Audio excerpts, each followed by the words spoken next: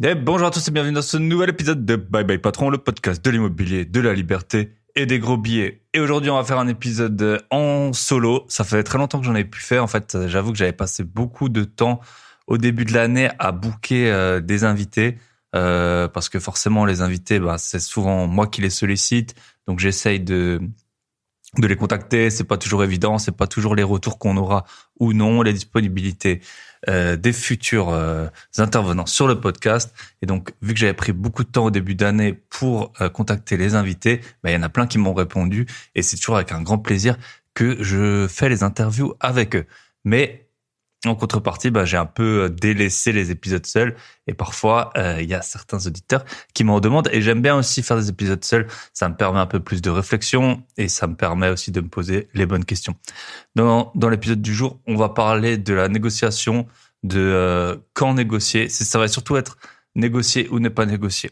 Avant de démarrer, merci à tous les auditeurs de l'épisode de la semaine dernière avec Jérôme. Ça a été mon record d'audience. Alors souvent, je vais de record en record parce que il y a eu forcément l'audience du podcast, elle grimpe et donc de temps en temps, j'ai un épisode qui crève un peu le plafond. Donc ça a été le cas avec Jérôme. Donc merci à tous les auditeurs et merci aux personnes qui m'ont mis des notes, surtout sur Spotify. J'ai plus de 46 notes en 2 mois. Alors que sur Apple, j'en ai une 50aine en 1 an. Donc, merci à toutes les personnes qui ont mis une note 5 étoiles sur Spotify. N'hésitez pas, si ce n'est pas encore fait, à les imiter. Et merci à toutes les personnes qui ont pris contact avec le Club Invest, donc Michel et moi, que ce soit pour l'immobilier ou pour les actions. Merci à vous et les autres. Si vous voulez nous contacter, n'hésitez pas donc sur le site clubinvest.fr qui est dans la description si vous voulez acheter vos premiers biens rentables ou si vous voulez vous lancer dans la bourse en copiant nos portefeuilles d'actions. Vous pouvez donc nous contacter sur clubinvest.fr. Voilà, on va démarrer avec l'épisode du jour. Négocier ou ne pas négocier, telle est la question.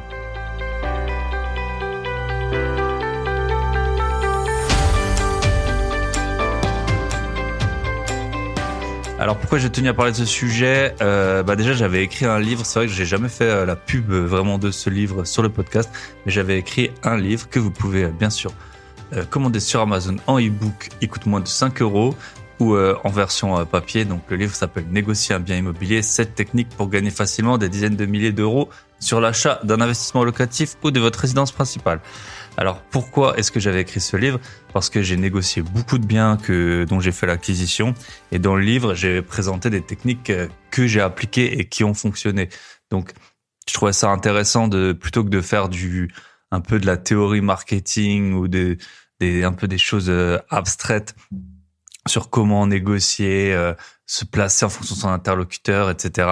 D'écrire un petit guide. Le livre il est assez court parce que l'idée c'était que voilà, si vous avez trouvé un bien, vous n'avez pas le temps de lire 400 pages d'un ouvrage pour comprendre comment négocier. Donc j'avais fait volontairement un livre assez court, ce serait plutôt même un petit guide de la négociation. Et dans ce guide, je présentais donc des techniques qui ont fonctionné pour moi sur les achats immobiliers que j'ai faits, comment j'ai négocié. Alors, ça dépend vraiment des biens, des profils et tout. Parfois, j'ai négocié, je pense le plus que j'ai dû négocier, c'était peut-être 30% sur le prix affiché. Puis parfois, c'était 20, parfois c'était 10, parfois c'était 1 000 €. Ça dépendait forcément du bien en question. Et c'est vrai que c'est une technique que j'ai appliquée longtemps parce que, comme vous le savez probablement, j'ai pas mal de biens qui sont loin de chez moi. Et vu qu'ils sont loin de chez moi, je suis pas toujours sur place pour en fait quand il y a des bonnes affaires vraiment qui sortent tout de suite, je suis pas sur place pour sauter dessus. Et donc vu que je prévois souvent au moins au cours de la semaine ma venue dans une ville par exemple pour le week-end et là je fais les visites le week-end, s'il y a vraiment des bonnes affaires, ça part rapidement dans la journée ou 1 ou 2 jours. Et du coup, en fait, pour pallier à ce manque de réactivité, ce qui fonctionnait bien, c'était de trouver des biens qui trouvaient pas preneurs, justement, et de les négocier fortement pour que, en fait, créer soi-même la bonne affaire. C'est pas le marché qui vous fournit une bonne affaire sur un plateau, mais de se créer la bonne affaire en négociant fortement. Depuis quelques temps, en fait, toutes les acquisitions, je suis en train de compter, je sais pas, les 5-6 dernières acquisitions que j'ai faites, j'ai beaucoup moins négocié. Alors, il s'est passé pas mal de choses. Sur des villes où j'investissais, les marchés sont pas forcément, c'était des villes pas chères. Et là, avec le Covid, les taux, enfin l'injection monétaire et tout, que sais-je, en tout cas, les prix ont explosé. Vraiment, en 3 ans, il y a des villes, ça a fait x2. Enfin, il y a des biens que j'ai achetés il y a 3 ans qui valent quasiment le double de ce que je les ai payés. Alors, je les avais bien négociés à l'époque. Peut-être qu'aujourd'hui, il y a aussi plus d'agents IMO. En fait, c'est assez dur de sentir la tendance parce que parfois, il y a des agents IMO, ils vont vous dire n'importe quel prix, enfin, ils vont dire n'importe quel prix à un vendeur pour avoir le mandat. Et donc, en fait, vous savez pas si c'est vraiment le prix le prix du marché qui a augmenté ou si c'est les agents qui en fait, vu qu'ils sont trop, pour avoir des mandats, ils promettent monts et merveilles à leurs clients. Mais en tout cas, les prix affichés, ils ont énormément bougé à la hausse dans plusieurs villes. Et aussi, le nombre d'acheteurs a grandement augmenté. Donc, il faut faire preuve de beaucoup plus de réactivité. Et donc, sur les derniers biens que j'ai achetés, alors c'est un peu un hasard, c'est aussi parce que j'ai mon réseau qui est en train de s'étoffer. Je connais de plus en plus d'agents qui me proposent des biens qui sont pas sur le marché. Et ces biens, en général, on les négocie pas parce qu'ils sont...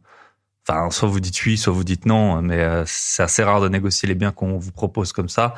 Et donc, il y a pas mal de biens que j'ai achetés en fait récemment où j'ai quasiment pas négocié. Parfois, c'était 0. Parfois, c'était 1000, 2000, 3000 euros.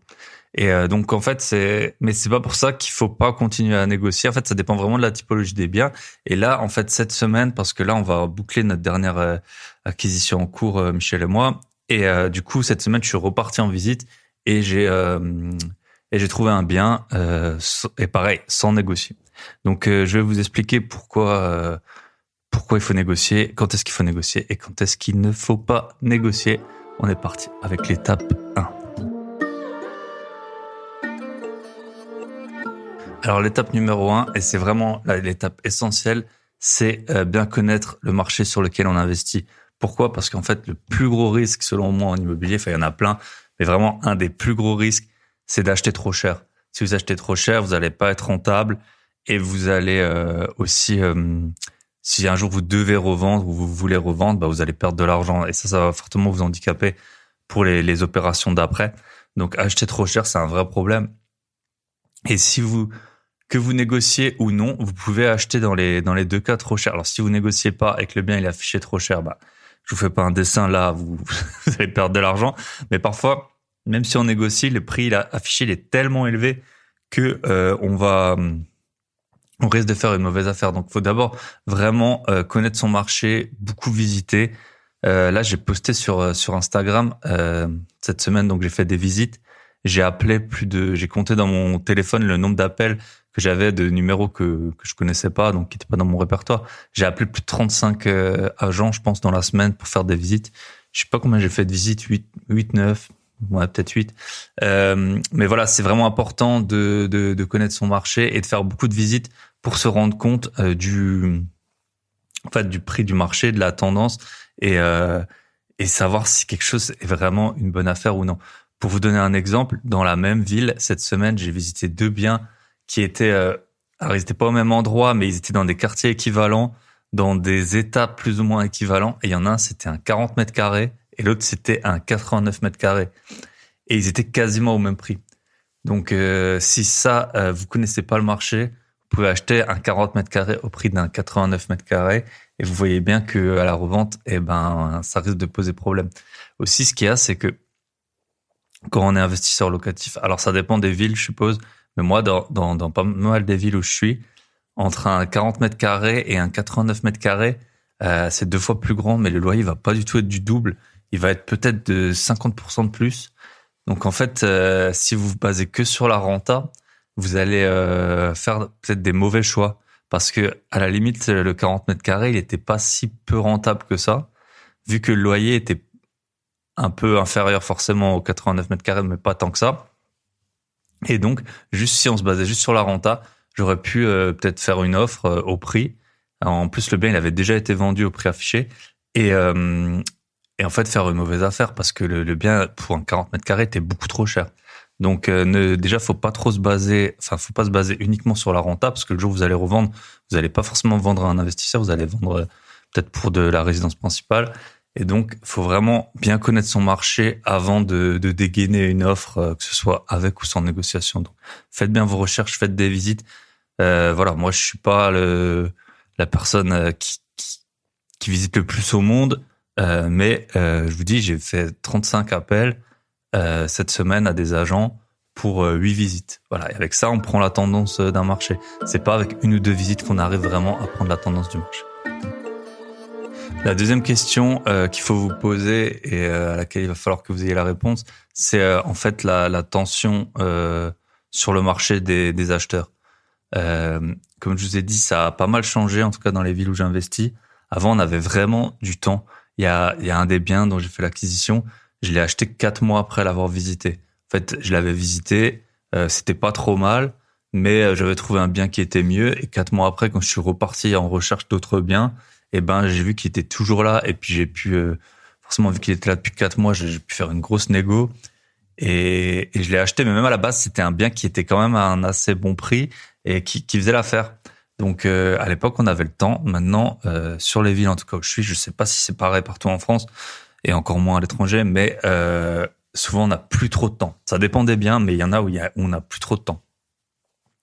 Et donc ça, c'est vraiment, faut parler avec les agents. Là, je vous ai dit, j'ai appelé 35 agents et vendeurs cette semaine, et beaucoup de biens étaient vendus en fait. Donc en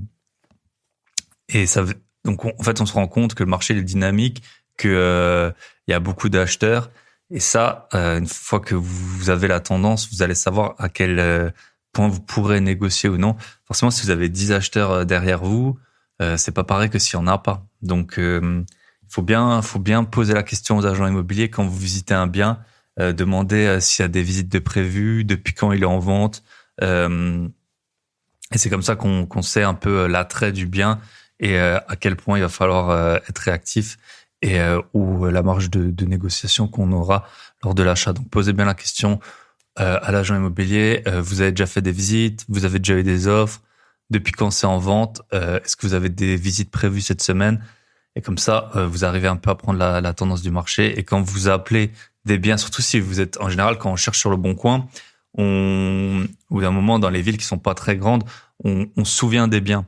Et si vous voyez des biens que vous avez jamais vus et que vous appelez et qui sont vendus, ben ça va être un peu la conséquence d'un marché qui est super tendu. Et dans ce cas-là, c'est plus compliqué de négocier. Et donc vous saurez qu'il va falloir être réactif et que votre marge de négo, elle va être peut-être un peu inférieure à un marché qui serait beaucoup plus souple. Et le marché, il peut être à la fois dans la ville, mais il peut être aussi sur les biens. Par exemple, là, moi en ce moment, j'achète j'ai un peu tout comme appartement. J'ai des studios T1, T2, T3, T4, T5. Mais j'aime bien moi les T2. Je trouve que c'est la bonne taille. Et sur ce type d'appartement, bah ça part super vite. Donc c'est vrai que les T5 les plus grands, souvent il y a un peu plus de temps. C'est parce qu'ils sont plus chers aussi, je pense, et qui intéressent moins les investisseurs. Mais donc essayez vraiment d'un peu prendre le pouls du marché, à la fois en termes du marché de la ville et à la fois par typologie de biens. Je pense que c'est pareil. Moi, j'achète pas de maison parce que souvent c'est beaucoup trop cher par rapport au loyer qu'on en tire. Mais de ce que j'en sais, si vous êtes un jeune couple, la trentaine, que vous cherchez une maison, que vous avez un salaire qui correspond à la moyenne de celui des Français ou un petit peu plus, et ben tout le monde cherche un peu la même chose. Et c'est aussi hyper tendu et on peut pas trop négocier Si vous cherchez en fait les mêmes biens que tout le monde, et ben vous allez être en concurrence avec tout le monde et forcément, et ben c'est pas là où on peut le plus négocier. Alors la troisième étape, après avoir bien pris connaissance de son marché et connaissance de la tension sur ce dernier, c'est pas vraiment, c'est plutôt un conseil que qu'une étape, c'est qu'il vaut mieux rater une bonne affaire que faire une mauvaise. Donc ça tombe un peu sous le sens, mais c'est vrai que quand on passe, comme cette semaine, j'ai passé énormément de temps, sélectionner les annonces, appeler, visiter, caler les visites, etc. Au bout d'un moment, on a une certaine lassitude et on va peut-être se décider à acheter un bien qui serait pas forcément rentable, ou alors on va peut-être se laisser berner par une fausse tension sur le marché ou un discours d'un agent immobilier et on va pas oser négocier assez. Donc vraiment, si les biens ils sont pas rentables, faites des négos, faites des propositions super basses dans le club Invest. Là, on a des membres qui en ont fait des propositions super basses. C'est pas toujours passé. C'est assez rare que ça passe quand c'est vraiment des offres super agressives. Mais grâce à ça, vous obtenez souvent des contre-offres qui sont assez basses. Enfin, vous pouvez vraiment gratter plusieurs dizaines de milliers d'euros en faisant une offre très basse. Et après, vous pourrez vous poser la question. Mais ne payez pas le prix affiché sous un prétexte que vous avez passé du temps à visiter, que vous trouvez rien, que vous achetez rien. C'est vraiment quand vous êtes investisseur immobilier, il faut un peu être un robot. On fait un truc. En fait, on répète toujours les mêmes tâches. On appelle, on visite, on fait les calculs. On appelle, on visite, on fait les calculs. Et que ce soit votre première visite ou votre 10e visite, faut agir de la même façon. Là, le bien que j'ai trouvé, en fait, c'est le premier bien que j'ai visité cette semaine. Je l'ai visité, j'ai fait 3-4 heures de route, je suis arrivé, j'ai tout de suite visité le soir. Je savais sur le papier que c'était une bonne affaire et j'ai acheté celui-là. Et après, j'ai fait 7 autres visites parce que j'avais planifié des visites. Je me suis dit, on sait jamais, peut-être que je vais trouver plusieurs biens. Et voilà, en fait, j'ai agi de la même façon pour la première visite que pour la 8e ou la 10e. Et s'il avait fallu en faire 30, ben on en aurait fait 30. C'est comme ça, c'est le jeu.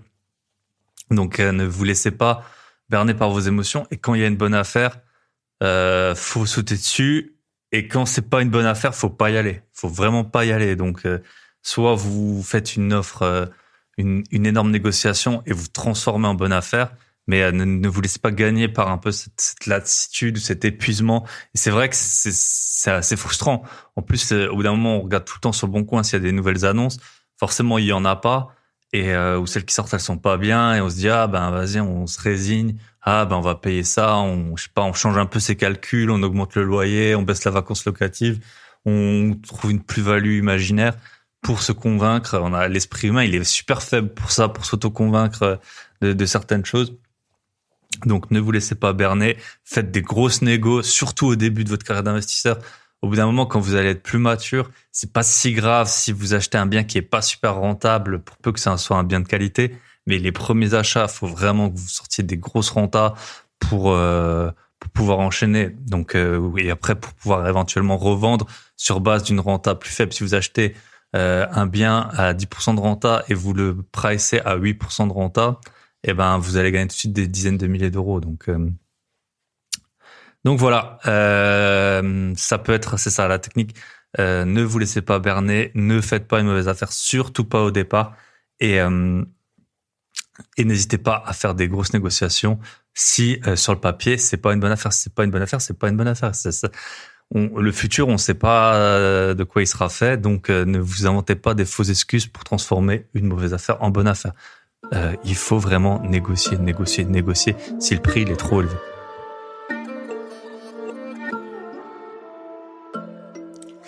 Alors là, ça va être, je pense que c'est un des points essentiels en fait qu'il faut, s'il y a qu'un point à retenir de ce podcast, c'est vraiment ce qui compte, c'est combien vous payez le bien. C'est pas combien vous négociez, c'est vraiment combien vous allez payer le bien et combien après celui-ci va vous rapporter. Donc il y a des gens, ils vont vous dire ouais, j'ai négocié 30%, j'ai négocié 20%. D'autres personnes ils vont dire mais t'as pas négocié, mais t'es qu'un crétin et tout. Ce qui compte vraiment, c'est le prix que vous allez payer, c'est pas la négo. Donc et en fait, même si on le sait, même moi je le sais, et je pense que beaucoup de gens sont conscients, parfois on se laisse avoir. En fait, on fait une offre en fonction du prix affiché. Et une offre, elle doit pas se faire en fonction du prix affiché. L'offre, elle doit se faire en fonction de ce que vous voulez payer. Donc, si c'est un bien, si vous cherchez un bien à 8% de renta ou à 10% de renta, je dis une bêtise, si vous cherchez un bien à 10% de renta qui se loue 500 euros par mois, ça fait 6 000 euros par an, bah, le bien, faut le payer 60 000 euros. S'il est affiché à 100 000, faut le payer 60 000. S'il est affiché à 60 000, eh ben, c'est le bon prix. Et c'est ça qui compte vraiment, c'est combien vous payez, c'est pas combien vous négociez.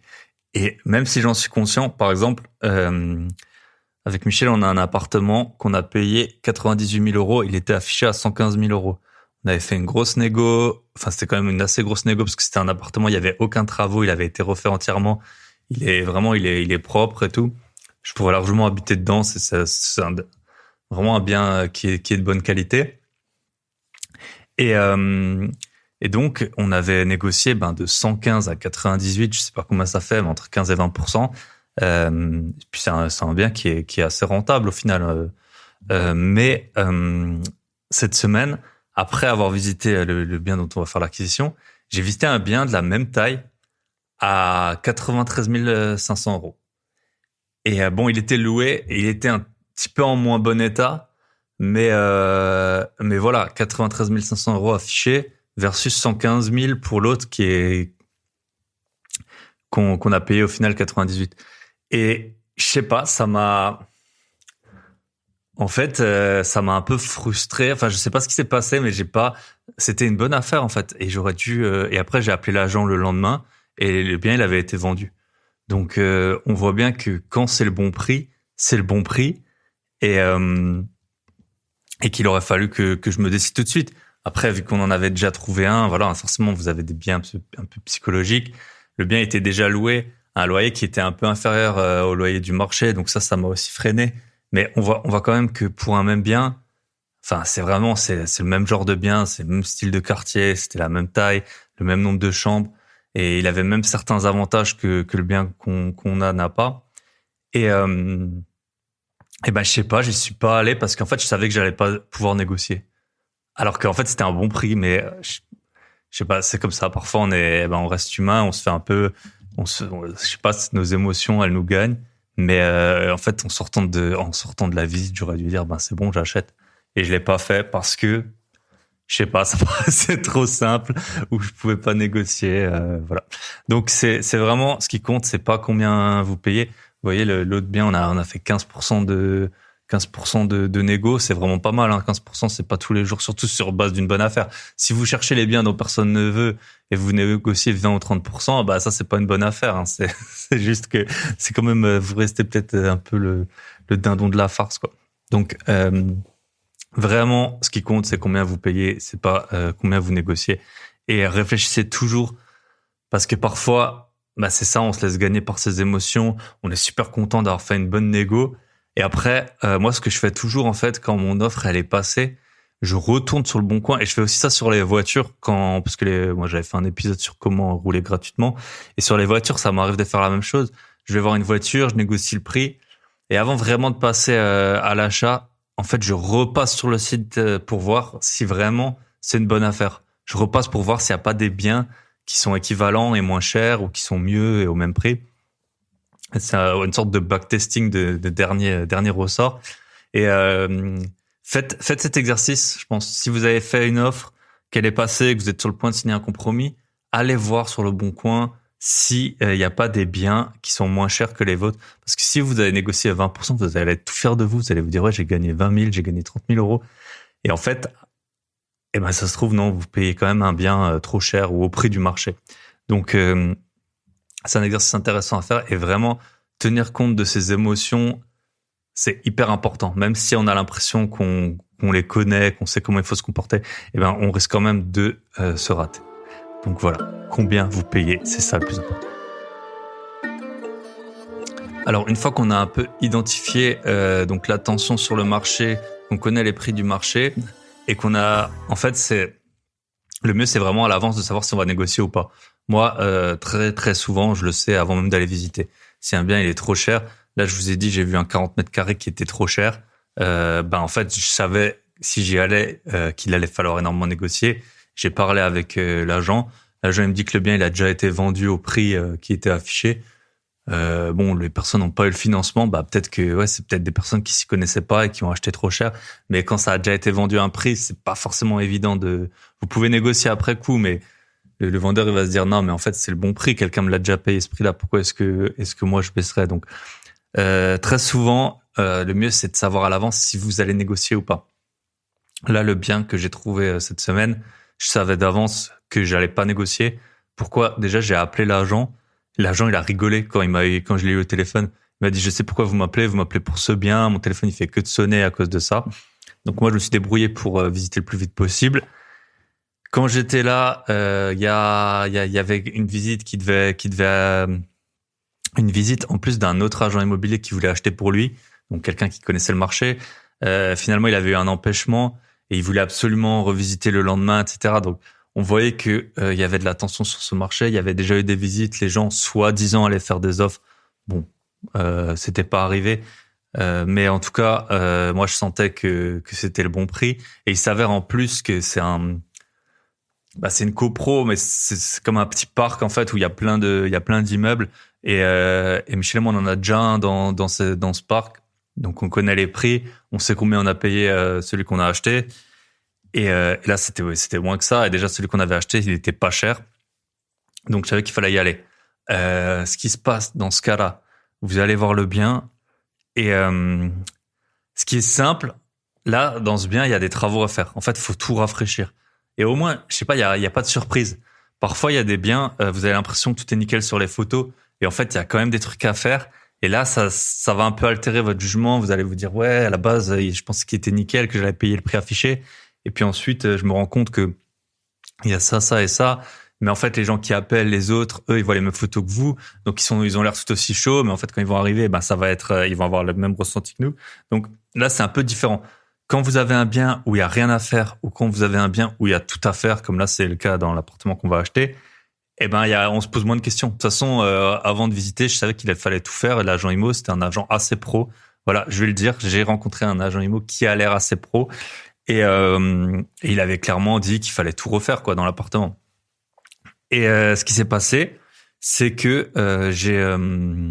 je lui ai dit tout de suite, je vais faire une offre au prix. Le bien, il est bien. Et je suis rentré chez moi et c'est le premier truc que j'ai fait. J'ai fait une offre. Et alors bon, ça j'en parle dans mon livre. C'est une technique que vous pouvez appliquer. Ce sera mon conseil gratuit du jour.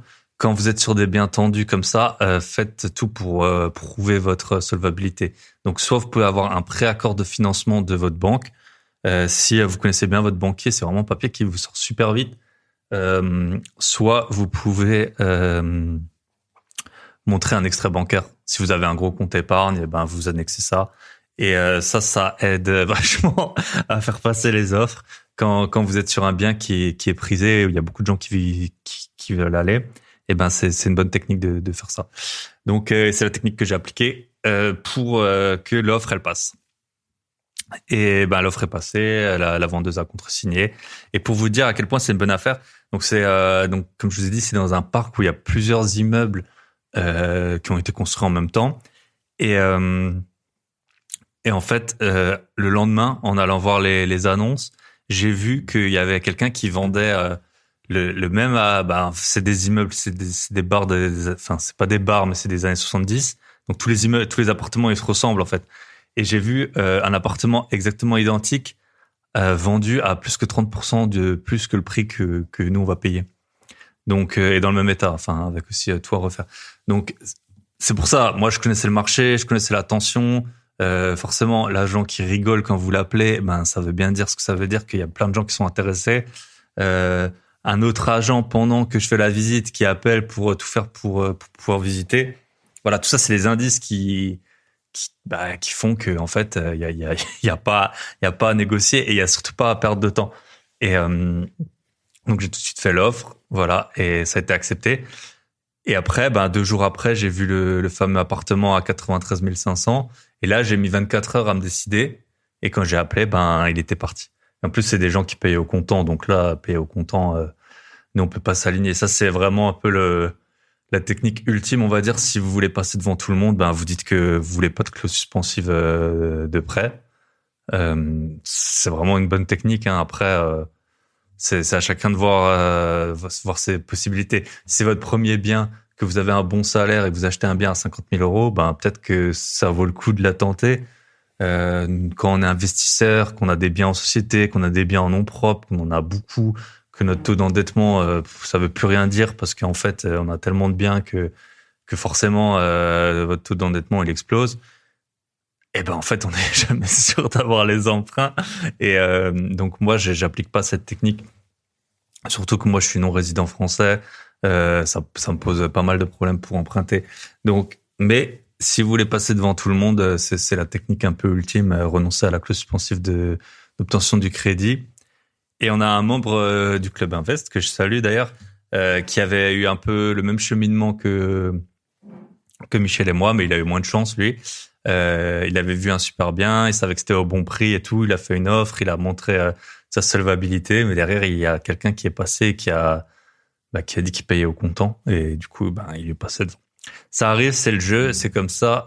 N'allez pas vous mettre dans la mouise en renonçant à la clause suspensive si vous n'êtes pas sûr d'avoir le financement, parce que sinon c'est 10% pour sortir, et souvent c'est les frais d'agence en plus sur les biens pas chers. Les frais d'agence, ça peut représenter également, j'ai déjà vu 10%, donc j'ai même déjà vu plus.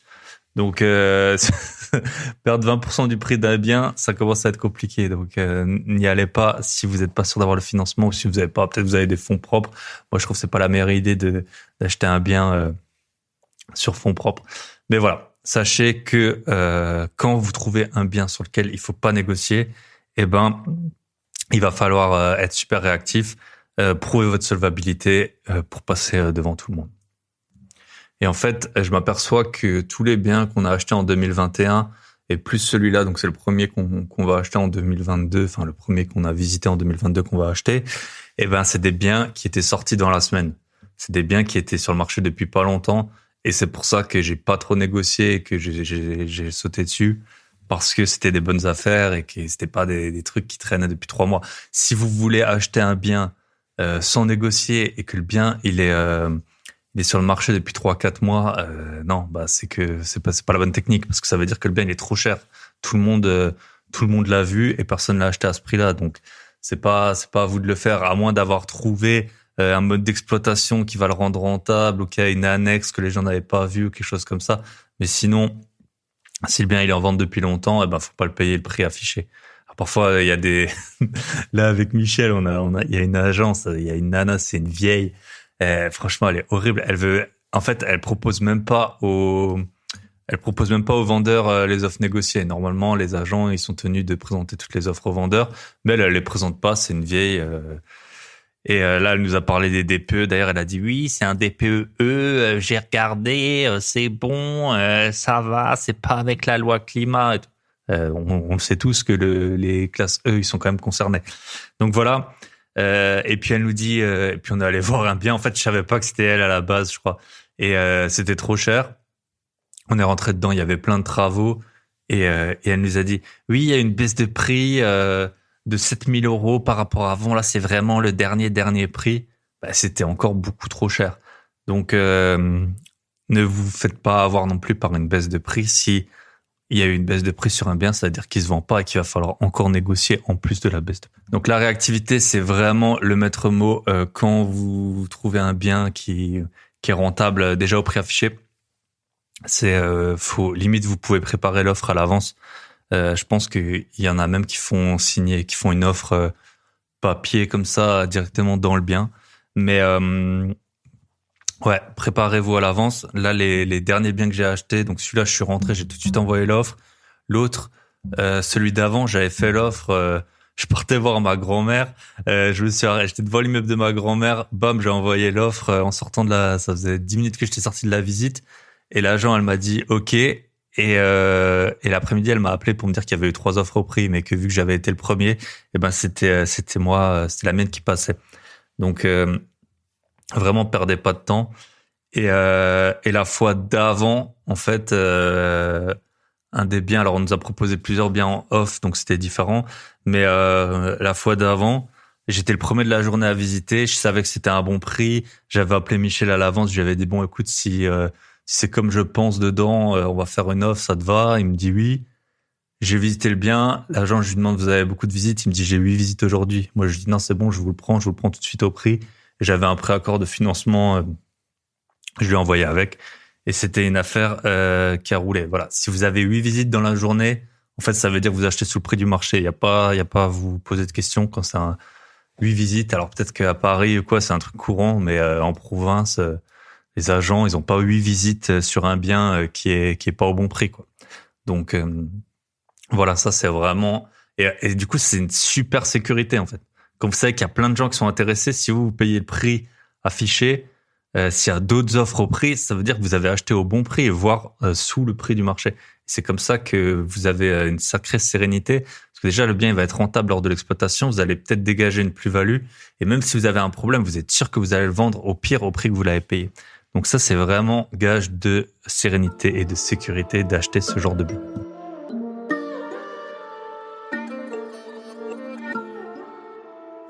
Alors, on en arrive à la négociation. Bah, forcément, c'est notre affaire. C'est beaucoup plus compliqué que faire une offre au prix et de mettre un extrait bancaire derrière pour dire voilà à quel point je suis riche, je vais pouvoir acheter le bien. À la limite, ben c'est vraiment ça. Les biens que vous négociez pas, qui sont des bonnes affaires, faut être réactif. C'est à peu près la seule condition qu'on vous demande, et d'être solvable et de prouver de votre solvabilité. Pour les négos, c'est beaucoup plus compliqué.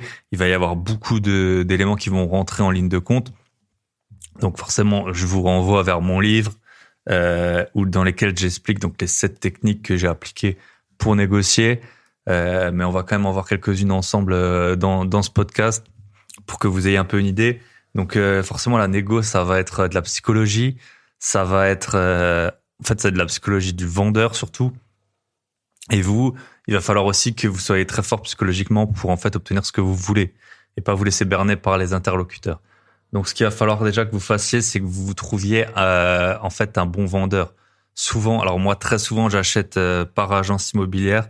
Pourquoi parce que même s'il y a des frais d'agence, les biens ils sont beaucoup moins chers que les biens vendus par des particuliers. Les particuliers, ils abusent toujours sur les prix qu'ils demandent, ou quasiment toujours. Et donc, ils vont en fait, vous dites en fait, c'est des gens qui sont près de leurs sous. S'ils veulent pas payer les frais d'agence, c'est des gens qui sont près de leur argent et donc qui vont vous demander beaucoup. Donc très souvent, j'achète par agence. J'ai déjà acheté chez des particuliers, mais moyennant des très très grosses négos pour justement faire rentrer le prix pour obtenir le prix que je souhaitais pour que le bien soit rentable. Donc si vous avez une agence, il faut que vous déterminiez, il faut que vous demandiez à l'agent. Les agents, leur métier, c'est quand même de vendre des biens. Donc, ils vont tout faire pour un peu vous aider. Même si si leur client, c'est le vendeur au départ, eux, ce qu'ils veulent, c'est vendre. Et du coup, ils vont un peu tout vous dire. Si vous êtes pas trop agressif, ils vont un peu tout vous dire, tout ce qui peut un peu vous aider pour faire une offre et pour qu'ils puissent vendre le bien. Donc, il va falloir trouver le profil du vendeur. Il y a des bons profils et il y a des mauvais profils. Les mauvais profils, on va commencer par eux, c'est les jeunes qui ont acheté il y a pas longtemps. C'est tous les gens qui ont acheté il y a pas longtemps, parce que déjà il y a rien qui vous dit qu'ils ont acheté à un bon prix. Ça se trouve ils ont acheté trop cher, ils ont encore un emprunt qui va être supérieur à l'offre que vous êtes prêt à faire, donc ils vont refuser votre négo. Donc s'ils ont acheté il y a pas longtemps, c'est le cas. Si c'est des jeunes, admettons un jeune couple, voilà, il a acheté son premier appartement, maintenant ils veulent avoir un enfant, ils ont eu un enfant. Ils veulent une maison plus grande, plus chère. Leurs revenus, ils ont peut-être pas beaucoup augmenté, donc ils vont aussi être près de leurs sous. Ils vont pas être prêts à trop négocier. Les deuxièmes personnes qui sont des mauvais vendeurs, et peut-être que nous on en fait un peu partie, hein, Michel et moi. C'est les gens qui ont, alors bon, tout est relatif, mais qui sont riches, parce que en fait ils sont pas près de leurs sous, mais ils en ont rien à faire ils sont pas pressés de vendre en fait, parce que vu qu'ils ont de l'argent et que le bien, à la limite, s'ils le vendent pas au prix qu'ils souhaitent, ils le remettent en location. Même, alors nous c'est pas notre cas, mais parfois c'est des biens qui sont pas rentables. Et moi, je vous dis, dans une des villes où j'investis, les prix ont quasiment doublé. Je me rappelle avoir vu un bien qui était pas mal il y a 2-3 ans, beaucoup trop cher. Et le gars, il avait un numéro suisse. Donc ça voulait dire que en fait, il travaille en Suisse. On connaît. Si vous les connaissez pas, vous pouvez vous renseigner sur les salaires suisses, mais je pense qu'il y a personne qui gagne moins de 4 000 euros, enfin quasiment personne qui gagne moins de 4 000 euros en Suisse par mois. Et ça, c'est les caissiers, quoi. Ou les facteurs. Voilà, je viens de vérifier, le salaire moyen d'une caissière en Suisse, c'est 50 000 francs par an. Donc 50 000 francs, ça fait grosso modo 45 000 euros par an. Donc on est plus ou moins aux 4 000 euros là dont je parlais. Donc ça, c'est les caissières. Donc vous vous doutez bien que les gens qui ont des postes un peu plus importants et gagnent mieux leur vie, forcément la personne, elle était pas enclin à négocier. J'ai essayé de négocier, c'est pas du tout passé. Il a dit dans ce cas-là, je garde le bien. Et puis en fait, maintenant, il s'avère que le bien, il vaut le prix qu'il en demandait il y a 2-3 ans. À l'époque, c'était trop cher. Maintenant, c'est le bon prix. Donc, dans un sens, il a eu raison. Donc ça, c'est pas des bons. Alors en fait, les riches, ils peuvent vraiment aller dans les deux sens. Vous pouvez avoir ce genre de personnes. Vous pouvez avoir par contre des personnes qui en ont rien à faire de leur argent. Et ça, c'est plutôt les profils que je cherche quand j'achète des voitures et qui veulent juste pas s'embêter avec la vente de leur voiture, par exemple. Et du coup, ceux-là, vous pouvez bien négocier. Les riches, c'est plus compliqué de voir. Faut essayer, mais souvent, c'est pas des bons profils. Les bons profils, ça va être quoi? Ça va être les gens qui ont le bien depuis super longtemps, parce que en fait, ils ont tout remboursé. Et l'argent, ça va être un peu du bonus. Ça va être les gens qui sont pressés, mutation, divorce, des choses comme ça. Et ça va être aussi les gens qui n'ont pas payé le bien. Par exemple, des héritiers. Eux, vu qu'ils n'ont pas payé le bien et qu'ils sont plusieurs, par exemple, moi j'avais acheté un appartement. Ils étaient 4 enfants, je crois. Enfin, la personne, elle vivait encore. Il avait 90 ans et il était dans un genre d'EHPAD. Il était encore en forme, il était encore en forme le vendeur, mais voilà, en gros, l'argent, il allait être réparti entre 5 personnes. Donc, si vous négociez, une bêtise, 5 000 euros pour 5 personnes, ça coûte que 1 000 euros par personne. Et par contre, les héritiers ou les personnes concernées, elles vont toucher 20 000, 30 000, 40, 50 000. Donc, elles peuvent être prêtes à, voilà, vu que c'est pas leur argent à la base, elles préfèrent peut-être avoir 40 000 tout de suite que 50 000 hypothétiques. Et donc ça va être des personnes pour lesquelles vous allez pouvoir bien négocier. Alors après, attention, on n'est pas là pour exploiter la misère des gens, mais on n'est pas là. Enfin, faut juste agir de manière objective, quoi. C'est sûr que vous allez pas mettre, on peut pas mettre les gens à la rue. Mais après, là, c'était par exemple la bonne ambiance. On a vendu, il y avait les enfants avec le père. Quand on était chez le notaire, après, ça se voyait, ils allaient manger tous au resto ensemble. Voilà. C'est des choses comme ça. Et puis après, si les gens ils divorcent, c'est pas votre faute. Hein. Donc, vous pouvez, essayer de négocier pour. Et pareil, dans tous les cas, il va falloir quand même prouver votre solvabilité. Après, ça va être un peu plus compliqué que sur. En fait, il va falloir prouver votre solvabilité, mais au prix proposé. Ça va être plus compliqué que quand vous négociez pas, parce que vous pouvez pas dire à quelqu'un votre appartement, je vous l'achète pas 70 000 mais 55 000 et lui envoyer un extrait bancaire dans lequel vous avez 200 000 euros sur votre compte épargne. Ça va pas aller. Il va se dire mais il se fout de moi en fait. Lui, il peut largement payer les 70 000. Pourquoi est-ce qu'il négocie 15 000? Donc là, en fait, ce qu'il va falloir, c'est prouver votre solvabilité, mais au montant demandé. Alors si vous avez des préaccords bancaires. Je sais qu'il y a des gens qui font ça. En fait, ils demandent plusieurs préaccords bancaires. Par exemple, il y a un bien, il est à 100 000 euros. Ils vont en demander un à 80, un à 85 et un à 90 000. Alors moi, mon banquier, je le connais bien, mais à mon avis, je vais avoir du mal à lui demander qu'il me prépare 3 documents comme ça. Mais il y a peut-être des personnes qui le font. Donc ça, c'est une fois que vous avez identifié donc ce qui est un bon vendeur, là, vous allez pouvoir éventuellement négocier fortement.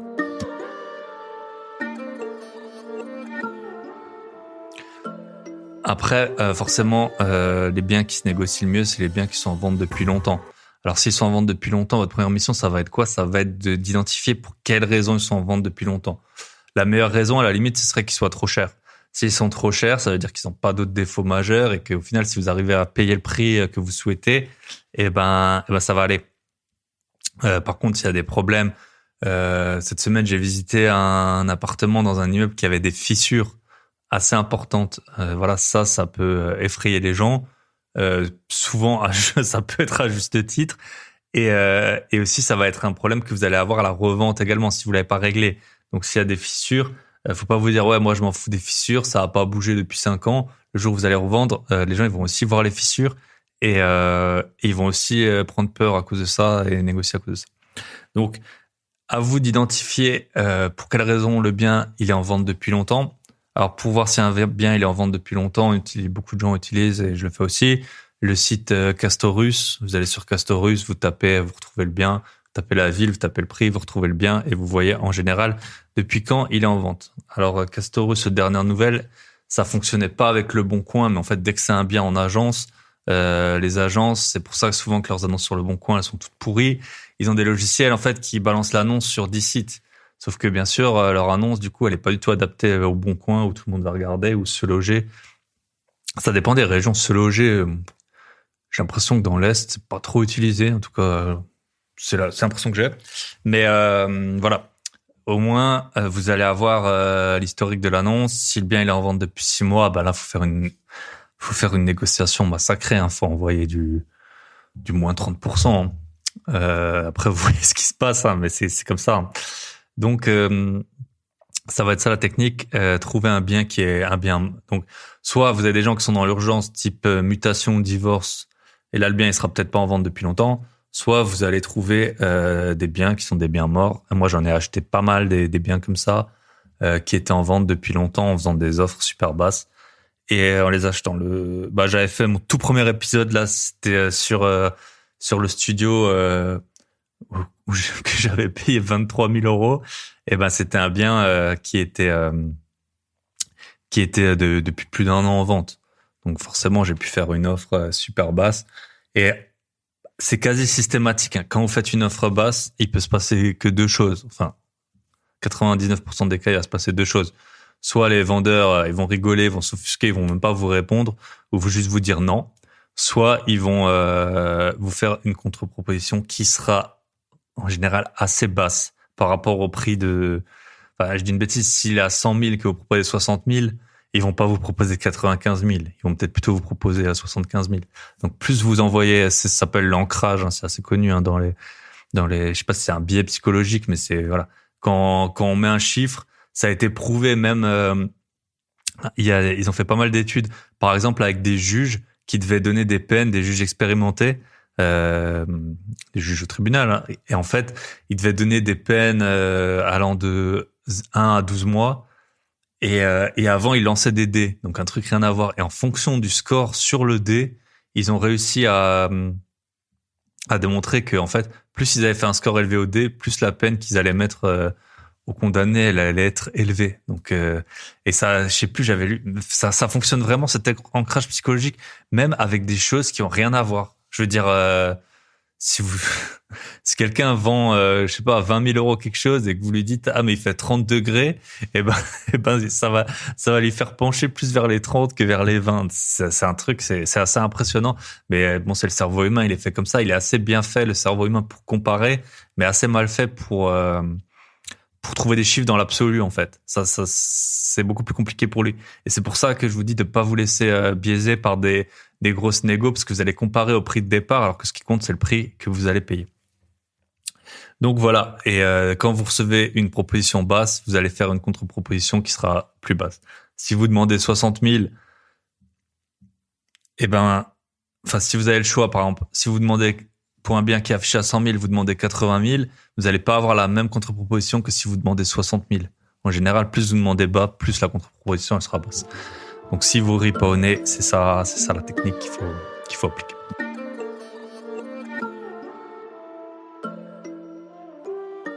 Et ensuite, comme toujours, comme je l'ai dit pour mes visites de la semaine, et je vais clôturer l'épisode là-dessus. Alors, il y a plein d'autres techniques pour négocier. J'en parle dans mon livre. Je vais pas tout présenter ici parce que ça ferait un podcast beaucoup trop long. Et puis aussi, je pense que c'est mieux que ce soit écrit pour que vous puissiez vous y référer le jour de la visite. Donc forcément, pour faire une bonne négociation, il faut qu'elle soit justifiée. Donc soit vous appuyez sur des prix du marché, soit sur des choses qui vont pas dans l'appartement. Voilà, il y a plusieurs comportements à adopter. Si vous achetez avec un agent immobilier, si vous achetez avec un vendeur particulier, vous n'allez pas négocier de la même façon. Tout ça, j'en parle dans mon livre. Mais le dernier point sur lequel je voulais revenir, c'est comme toujours, c'est l'effet c'est la quantité en fait. C'est la quantité des visites, c'est la quantité des offres. Et c'est que comme ça en fait que pour la négo, c'est comme ça que ça fonctionne. Là, je vous ai dit, j'ai appelé 35 agents, 8 visites. J'ai trouvé un bien sans négocier. si j'avais voulu négocier, eh ben ça se trouve, il aurait fallu que je monte encore à 20 visites peut-être. Et donc c'est vraiment quelque chose dont il faut que vous soyez conscient. Il faut vraiment pas du tout vous attacher émotionnellement à un bien tant que vous n'avez pas au moins la contre-offre signée. Parce que c'est comme ça qu'on fait des erreurs. C'est comme ça que dans les ventes aux enchères, les gens ils se ratent. C'est comme ça. C'est marrant, j'ai écouté un podcast sur les fleurs, la vente de fleurs. Et donc visiblement, donc c'est en Hollande, je sais plus dans quelle ville, qui a le marché aux fleurs. Et en fait, ils font eux des enchères inversées. C'est en fait au lieu des enchères classiques qu'on connaît, eux ils font des enchères inversées, donc ils partent d'un prix haut et ils baissent jusqu'à ce que quelqu'un accepte de payer en fait le prix pour les fleurs. Et une fois que quelqu'un a accepté de payer ce prix, ben c'est lui qui récolte les fleurs. Et les gens en fait ils veulent pas, visiblement ils ont peur de passer pour des pigeons ou des dindons en payant trop cher. Et donc avec ce système de vente inversé, de prix qui baissent, et ben les prix globalement ils sont plus bas pour les acheteurs qu'avec le système des enchères comme on connaît des enchères croissantes, quoi. Donc les enchères décroissantes, je crois que ça s'appelle d'ailleurs des enchères à la hollandaise. Et ben ça vous fait payer moins cher. Et c'est ça en fait qu'il faut vraiment auquel il va falloir vraiment vous tenir, c'est vous détacher complètement de vos émotions. Quand vous êtes investisseur immobilier, ben vous faites, faut que vous soyez froid, vous achetez. Au final, c'est un bien tangible. Hein, c'est pas des. Alors il y a des gens qui vont vivre dedans, qui vont vivre plein de choses, mais vous achetez un bien, vous achetez pas à cause d'un vendeur. C'est pas le vendeur qui doit vous décider, c'est pas l'agent immobilier qui doit vous aider à vous décider, c'est pas la météo qui fait ce jour-là. Et franchement, ça joue quand il fait beau. On a tendance à plus vite s'enflammer. Il y a même des études qui ont été faites qui ont prouvé que au printemps et à l'été, les prix sont plus élevés que en automne et en hiver, parce que les gens ils s'enflamment un peu. Donc vraiment, détachez-vous de vos émotions. Et il faut faire beaucoup d'offres. Moi, j'ai négocié des biens fortement, comme je vous l'ai dit. J'ai eu plein de refus. Mais c'est très très largement supérieur au nombre d'offres qui sont passées. Parfois, je me rappelle avec Michel, on faisait 10 visites, j'ai envoyé 5-6 offres le soir, mais des offres massacrées. On avait que des noms. C'est arrivé plein de fois. Donc vraiment, quand vous négociez, faites-le vraiment, négociez un vrai truc.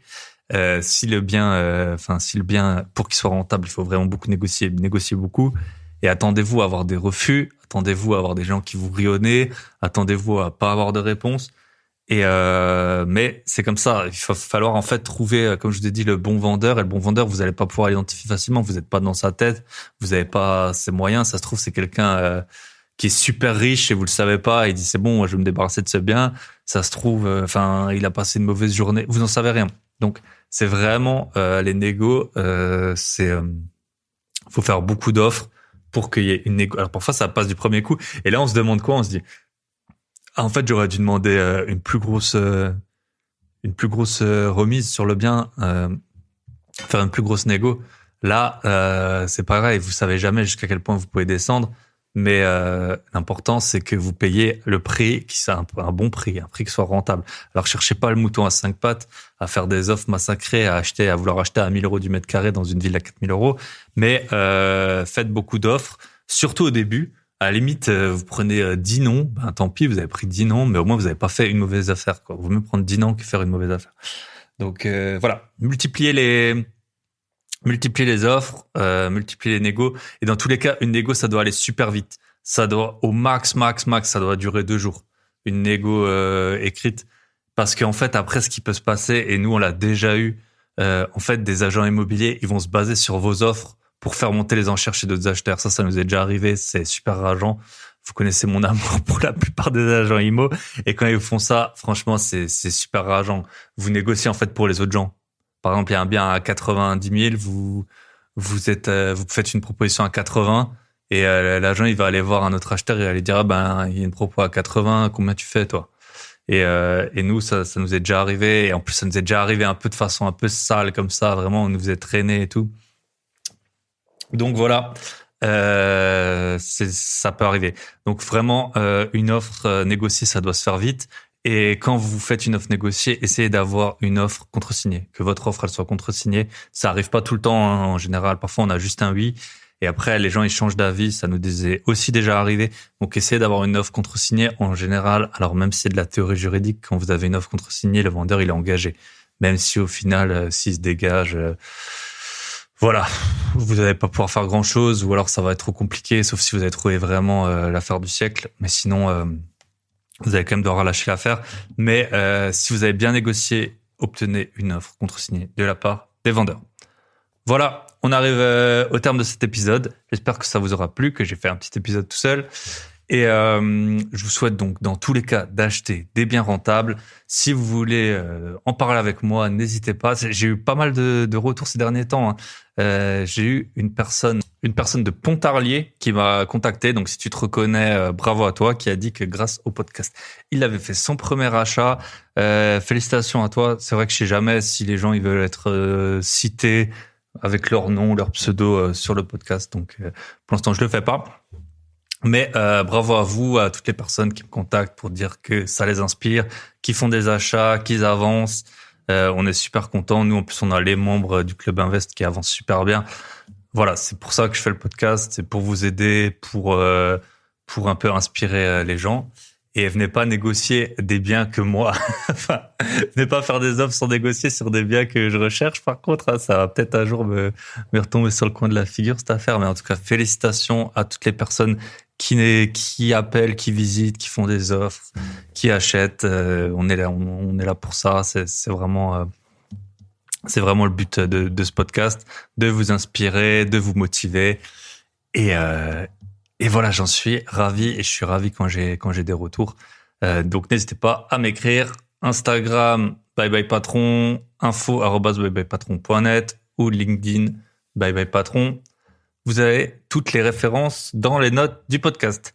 Je vous souhaite une très bonne semaine et n'oubliez pas, si le concept de la retraite à 65 ans vous paraît peu tentant, pensez à multiplier les investissements. Bonne journée à tous. Bye bye.